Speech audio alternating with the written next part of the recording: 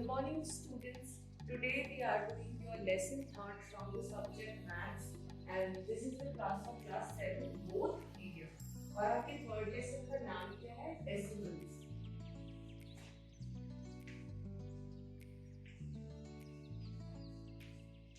Decimals का क्या मतलब होता है? दशमलव.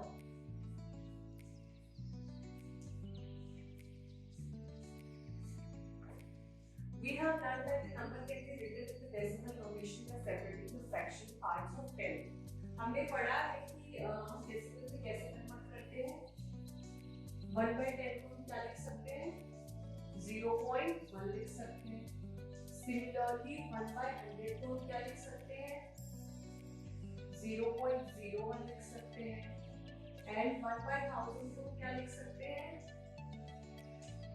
0.001 and so on. ये हम जानते हैं, राइट? तो इस चैप्टर में हमें रैशनल नंबर को डेसिमल में कन्वर्ट करना है, मतलब पहले संख्या को दशमलव में कैसे लिखें ये हमें सीखना है. तो पहली मेथड होती है इसमें डिवीजन मेथड. कौन सी मेथड होती है? डिवीजन मेथड या फिर भाग विधि. इसका एक एग्जांपल देखते हैं हम. पहला एग्जांपल है convert 1 by 5 into a decimal number. 1 by 5 को हमें दशमलव में बदलना है. तो कैसे करते हैं इस मेथड से? सबसे पहले 1 by 5 का मतलब हुआ 1 में हमें किसका भाग देना है? 5 का भाग देना है. तो हम भाग देके देखेंगे जैसा भाग दिया था 1 में हमें 5 का भाग देना है. तो सबसे पहले भाग नहीं चाहता तो शून्य आ गया और दशमलव भी आ गया. दशमलव के बाद हम यहाँ पे एक जीरो लगा सकते हैं. ये चला जाएगा 2 बार, फिर आ जाएगा 5 से 10 और बचा 0. मतलब भाग देने से हमें क्या पता चला कि 1 by 5 is equals to 0.2. तो हमने देखा कि ये तो एक परिमेय संख्या थी, पर भाग विधि से हमने किसमें बदल दिया? इसको दशमलव में बदल दिया. एक और एग्जांपल देखते हैं. 3 by 8 को हमें दशमलव में बदलना है. 3 by 8 का क्या मतलब होता है कि 3 में हमें 8 का भाग देना है. तो देख लेते हैं 3 में हमें किसका भाग देना है? 8 का. भाग नहीं जाता 0 और यहाँ पे भी हम 0 ले लेंगे, दशमलव लगाते हैं. फिर 3 का आ जाएगा 24 आएगा, बचेंगे कितने? 6. फिर नहीं जाता, फिर हम 0 ले सकते हैं, 20 बार चला जाएगा, 7 टाइम्स चला जाएगा, फिर बचेंगे हमारे 4. एक और 0 ले सकते हैं, फिर यहाँ जाएगा हमारा 5 बार, यहाँ पे आ जाएगा 40 और आ जाएगा 0. तो 3/8 को हमने दशमलव में कन्वर्ट किया तो हमें कितना मिला? 0.375. ये मेथड कहलाती है डिवीजन मेथड या फिर भाग विधि. अब एक दूसरी मेथड का नाम होता है मल्टीप्लिकेशन मेथड. क्या नाम होता है? मल्टीप्लिकेशन मेथड या फिर गुणनफल विधि. मल्टीप्लिकेशन मेथड या फिर आप इसे गुणा विधि भी कह सकते हैं. तो इसके अंदर क्या होता है? सेम ही क्वेश्चन रहेगा कि हमें 1/2 को दशमलव में कन्वर्ट करना है. तो हम ऐसा करते हैं कि जो डिनोमिनेटर होता है, जो हर होता है, उसे हम 10 बना ले गुणा करके, या फिर हम उसे 100 बना ले या 1000 बना ले, यानी 1/2 को पार्ट में लाना है. तो यहाँ पे 10 बनाने के लिए किससे गुणा करना पड़ेगा? 5 से. तो अंश में भी 5 से गुणा करेंगे और हर में भी 5 से गुणा करेंगे.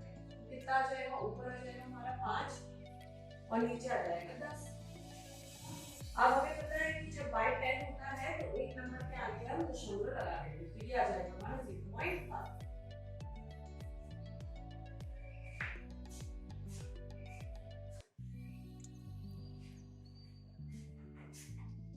अब समझते हैं कि टर्मिनेटिंग एंड नॉन टर्मिनेटिंग दशमलव क्या है. Terminating and non-terminating.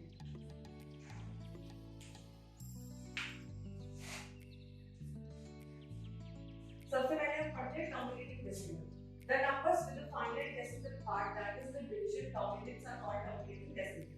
मतलब कि ऐसा भाग जिसमें भाग पूरा पूरा चला जाए टाइम के बाद, उसे हम कहते हैं terminating दशमलव. जैसे कि 1/2 को भाग देकर के हमने देखा तो माइनस कितना आया था? 0.5 आ गया.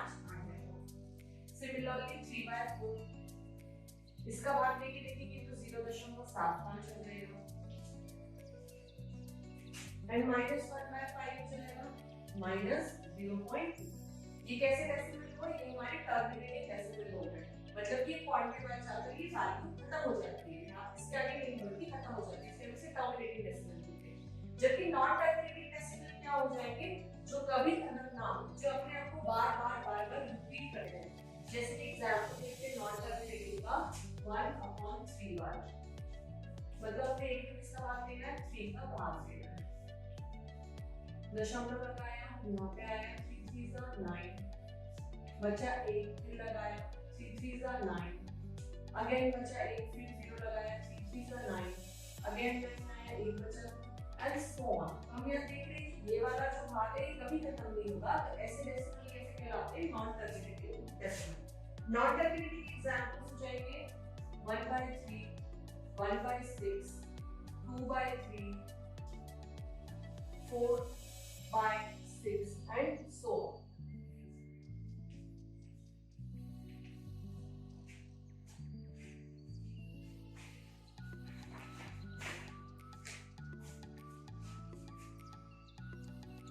अब हम एक्सरसाइज 11 शुरू करते हैं। पहला क्वेश्चन दिया गया है कि दिए गए परिमित संख्या को किससे बदलना है? दशमलव में बदलना है। जिसका पहला एग्जांपल है 1/4।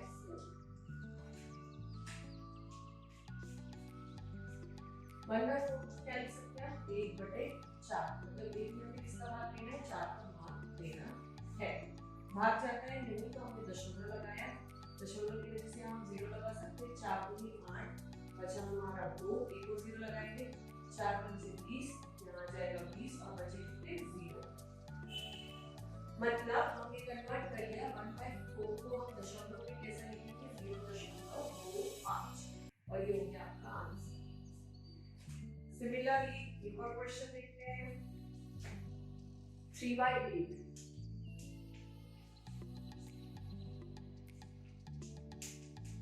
3/8 को कैसा लिख सकते हैं? 3/8 मतलब 3 में 8 का भाग देना है। तो भाग तो जाता नहीं है, दशमलव लगाया, यहाँ पे 0 आ गया, 8 दिया 24, बचे कितने हमारे? 6, फिर 0 लगाया, आगे साथ में 56, बचे कितने? 4, एक और 0 लगाया और ये चला गया 5 बार और यहाँ बचा हमारा 0। तो 3/8 को कैसे लिखेंगे दशमलव में? 0.375। Now second question है आपका express the following repeating decimal in the short form। यहाँ पर आपको जो नॉन टर्मिनेटिंग वाले मैंने डेसिमल बताए थे ना, जो अपने आप को रिपीट करते होते हैं, वो दिए गए हैं, वो शॉर्ट फॉर्म में लिखना है। जैसे कि पहला दिया है 1.777 एंड चलता है जाएगा। तो जो पार्ट रिपीट हो रहा होता है उसके ऊपर हम बार लगा देते हैं, मतलब इसे कैसा लिखेंगे हम? 1.7 के ऊपर बार। ठीक है। सेकंड वाला क्या है? 0.35 एंड सो ऑन। तो यहाँ पर हम देख पा रहे हैं ना 35 रिपीट हो रहा है, तो जो भी पार्ट रिपीट होता है उसके ऊपर क्या लगाया जाता है? बार। थर्ड दिया गया है 1.7374 1.73743434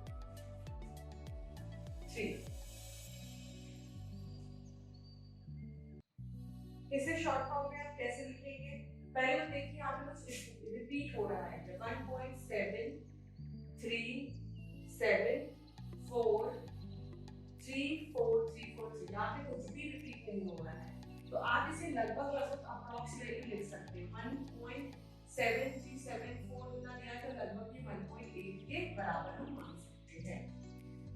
फोर्थ देखिए, फोर्थ दिया है 1.45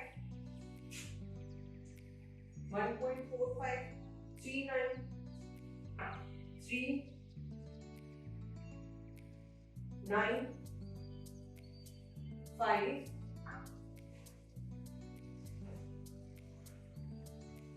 395 39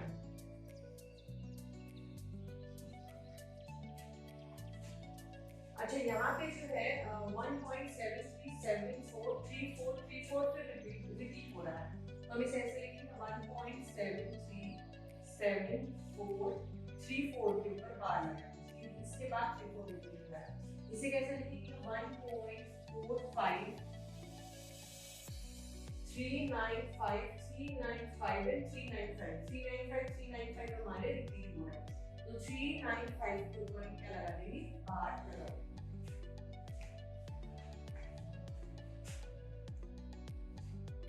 अब आपकी जो एक्सरसाइज 3 है वो कहती है which of the following rational numbers as we presented as terminating if the answer by without actual division। आपको बताना है कि इसके कौन से नंबर टर्मिनेटिंग कैसे है, मतलब कि जो पॉइंट हो जाके खत्म हो जाए पर बिना भाग विधि के बाद। इसको पता लगाने का तरीका क्या होता है, जिसकी हमने पहला क्वेश्चन दिया है 1/14, तो हम किसे देखते हैं, हम डिनोमिनेटर को देखते हैं सबसे पहले, किसे देखते हैं हर को देखते हैं। हियर डिनोमिनेटर कितना दिया गया है, डिनोमिनेटर यहाँ पे 14 दिया है, फिर हम क्या निकालते हैं 14 के फैक्टर्स निकालते हैं, 14 के फैक्टर्स क्या हो जाते हैं 2 into 7 हो जाते हैं। अब अगर यहाँ पे जो फैक्टर्स आए, अगर इन 5 फैक्टर्स में 2 और 5 है तो ये टर्मिनेटिंग डेसिमल है, मतलब एक पॉइंट पे जाके खत्म हो जाएगा। पर अगर 2 और 5 के अलावा कोई और आ जाता है, जैसे कि यहाँ पर क्या है 7 आ गया, तो फिर ये नॉन टर्मिनेटिंग डेसिमल हो जाएगा। तो कैसे लिखेंगे यहाँ पे हम, here the prime factors